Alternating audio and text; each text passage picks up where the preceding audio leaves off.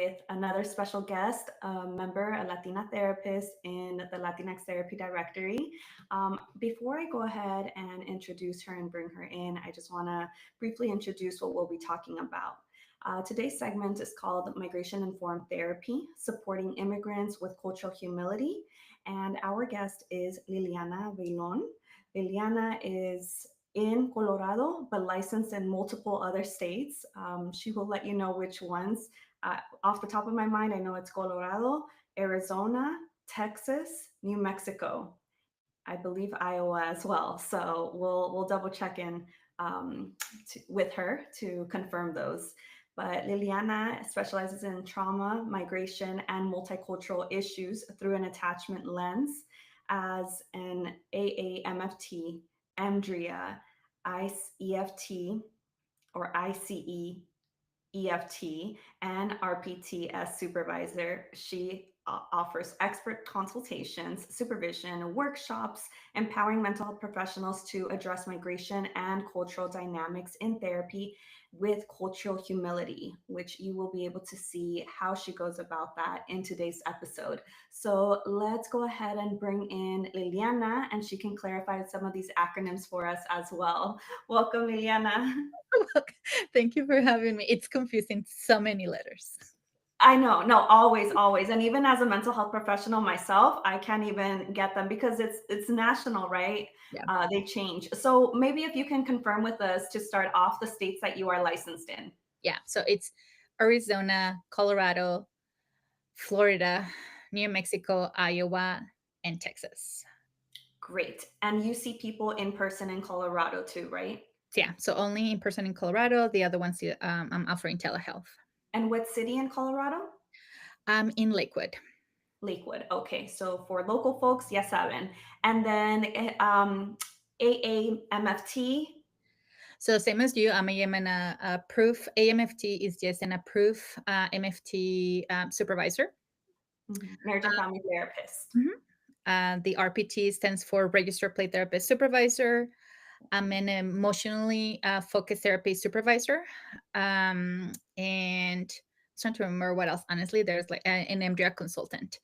So Okay. I tend to supervise quite a bit of folks. Excellent, wonderful. And so you'll be able to see Liliana's information in the show notes because there is, not only is she providing therapy to clients, people in the community in need of that support, but she's also supporting mental health professionals. So if you are looking for guidance, and you don't have to be from a particular state unless you're looking into ethical or certain legal Mhm. stuff with cases, but Liliana can help mental health professionals nationwide, internationally. All right, Liliana. So going back to the topic, I want to thank you so much for submitting this very timely topic that I think so many of us, as community members and then mental health professionals, want more information about. Mhm. So we know that you work closely with migrants, newcomers, and first-gen families. Mhm. To start us off, what are some of the most overlooked mental health challenges they face, especially in the first few years of resettlement? Yeah, I think the most important one is we tend to underestimate the emotional weight of survival. So they tend to carry lots of layers of grief. We tend to focus on trauma. The majority of them will not say automatically that that's trauma because they're in a survival, they're pushing through, they came in to work to be safe. So they tend not to acknowledge right away or have awareness right away of the grief of what they left behind. So think about your home, your country, your language, your relationships, and then the family roles that we carry. So, what I mean by that is that a lot of us, when we come back, especially when we adapt right away and start speaking the language, and usually our children, teenagers, most of the kids tend to be the cultural brokers. So then they have this confusion of who am I in this family dynamic, um, and parents don't know, like, how do I rely and tell you that your curfew is at 8 p.m. or that you're not allowed to wear that, but at the same time I need you to come and translate all these difficult topics for me. So then the majority of the migrants, they tend to grieve very privately. They don't they it, there's it's not in the awareness, it's not they don't have the luxury to integrate it and process. So they tend to go to grief privately, but that on the outside, they have the mentality of I have to go and succeed. If I left everything behind, if I left my family behind, I have to make it in order to provide relief, either if it's financial or whatever it is to them. I have to be okay and be uncomfortable and even suffering in order for them to be okay. So it's the invisible emotional load that they carry.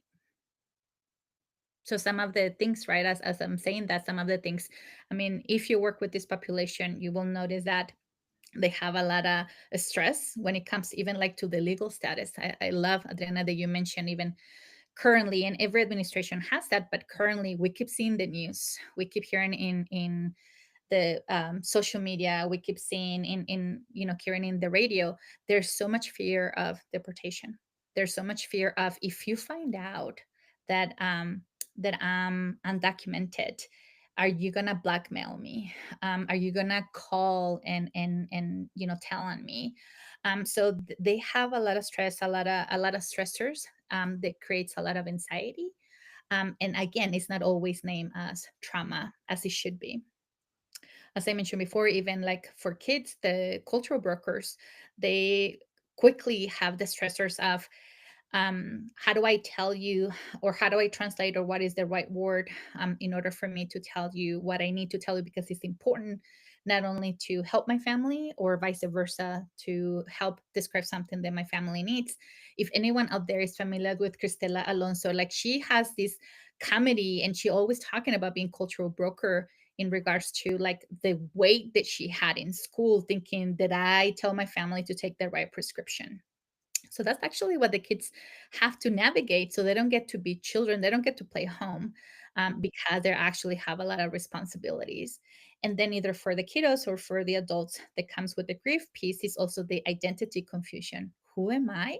As I'm assimilating, as I'm forced to assimilate to survive, and then feeling the guilt for not honoring their roots, their culture, their family culture. So there's a lot of interruption in regards to systems, in regards to attachment that this family goes through, and that is under the umbrella of grief.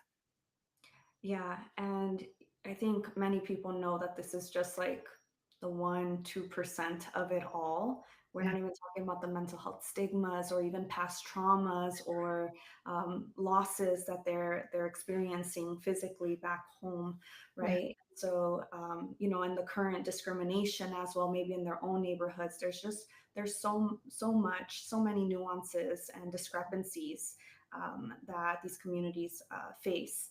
yeah, Yeah, overall as a family. As you were mentioning, like I was having, my eyes were getting watery because it is such a very difficult time. Like I'm going to the grocery store and people, I'm in a predominantly Latino community here, and like people are carrying their passports because they're so afraid, yeah, right? Like they're carrying their documents with them to confirm that they are, that they have their papers, mhm, that things are in order.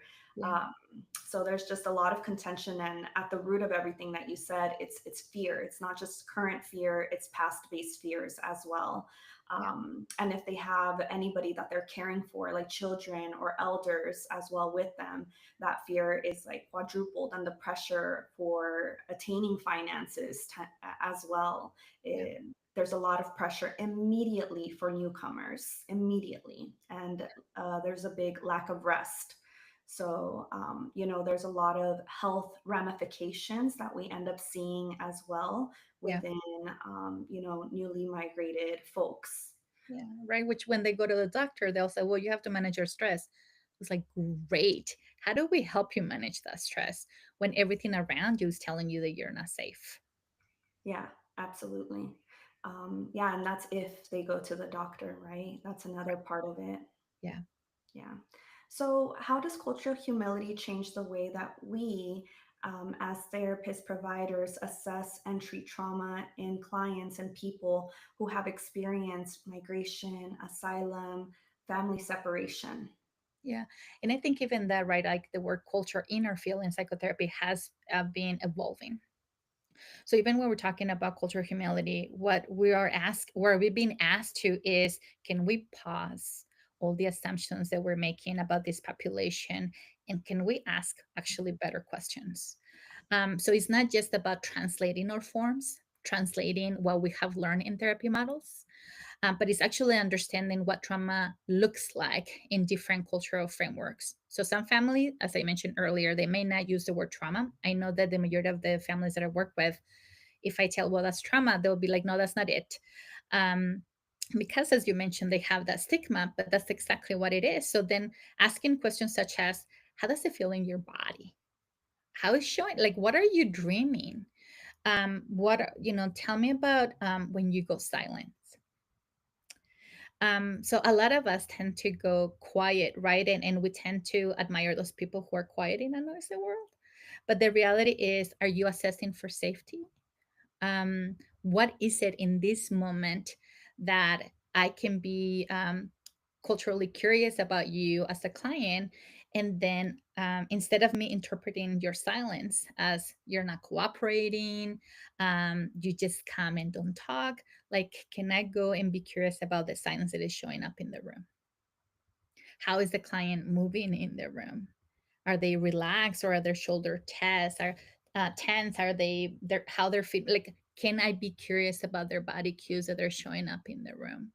And then what does that mean for them? So how do we center what we know in therapy in regards to instead of just pathologizing what's happening in the room or what the client is sharing, which is, what are the strategies that you're utilizing right now, either to suppress or to be in community?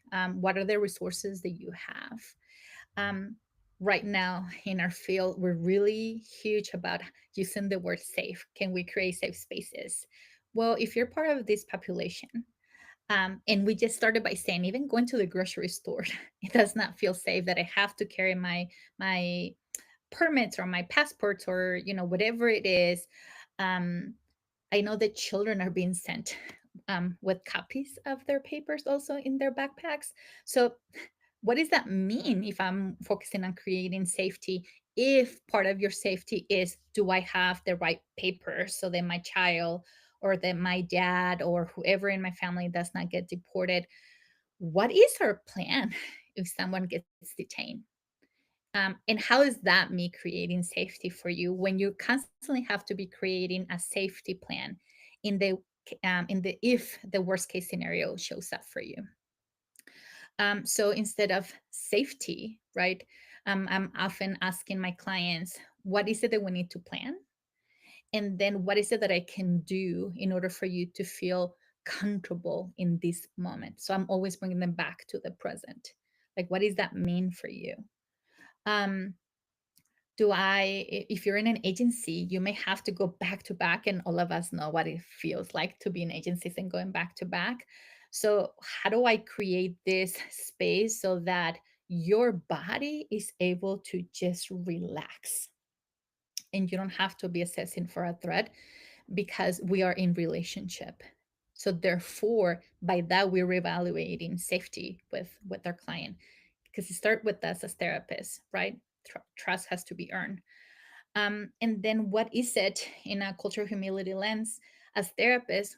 How is it that we're accountable for being aware, as you mentioned, of what is happening out there? I live in Colorado, so of course it's in the middle of all that noise. So I'm constantly paying attention to the news, reaching out to family members, and being aware of what's happening in the border. And even in my state, what are the policies that are being in place that are discriminatory against my clients, either because of colorism, because of language, like what is happening for them? And can I become curious also in that cultural humility lens of what is the psychological imprint or impact that is having on my clients? So all of us therapists have to be aware. If you're working with this population, we do have to be aware in order for us to help our clients, but also to avoid re-traumatizing our clients through the silence that we may use, or the neutral tone that we may use by dismissing not only their grief, but their trauma. And then, as I mentioned early, even when you're in an agency, right? And I have gone from nonprofits to agencies to school settings. I have the beauty of having been able to experience every setting, and in that, I realized that most of us feel pressure to go from client to client, and in that, there's no space to adjust our rhythm to be with our clients. So am I looking at the clock because you have to go because the next one is coming? And if that, how is it that I'm creating safety for them?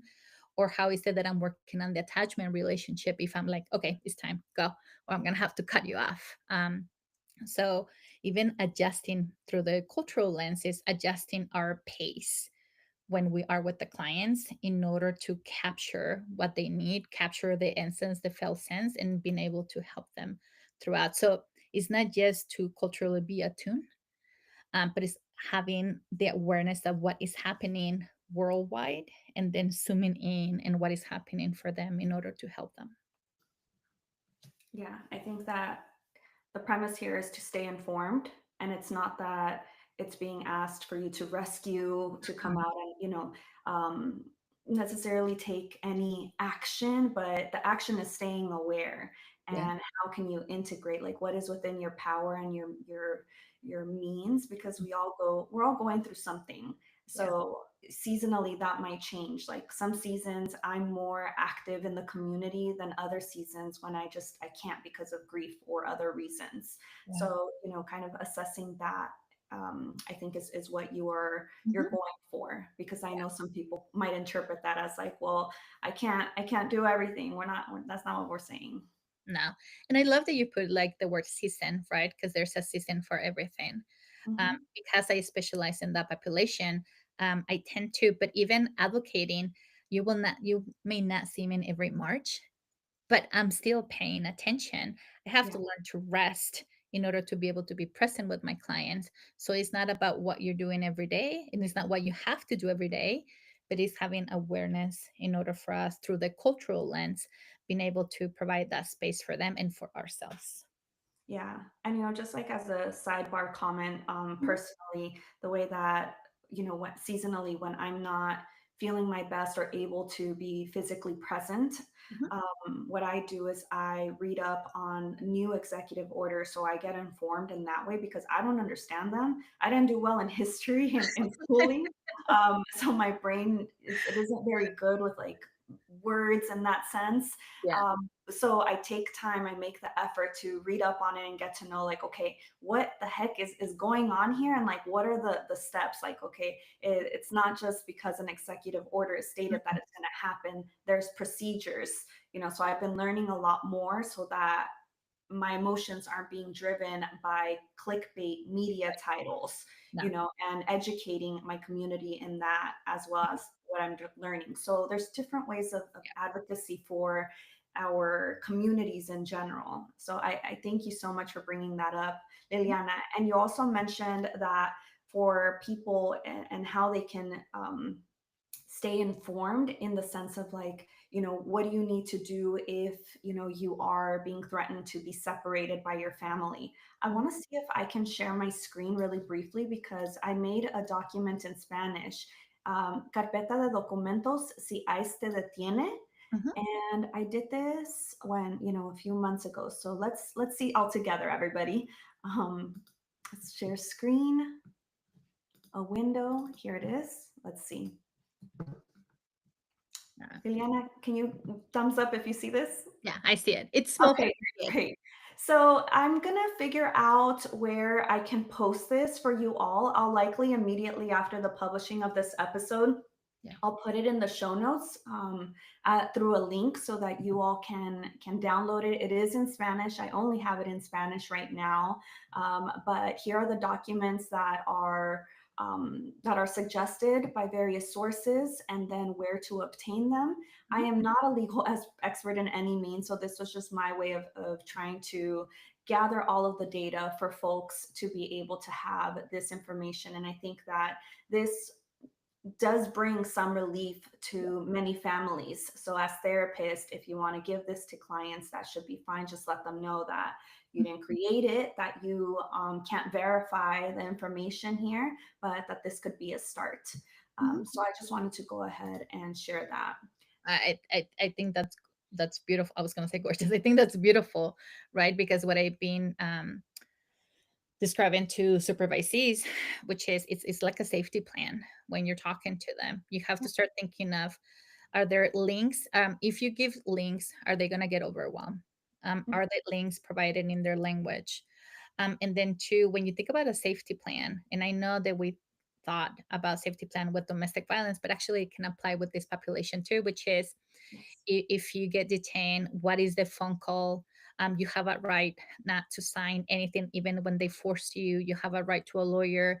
But if you have children, who will they go? What is the temporarily paper that you have notarized in order for the kids to have, for adults to have access to your children? Like it's all these things that come into play that we never thought Mhm. about.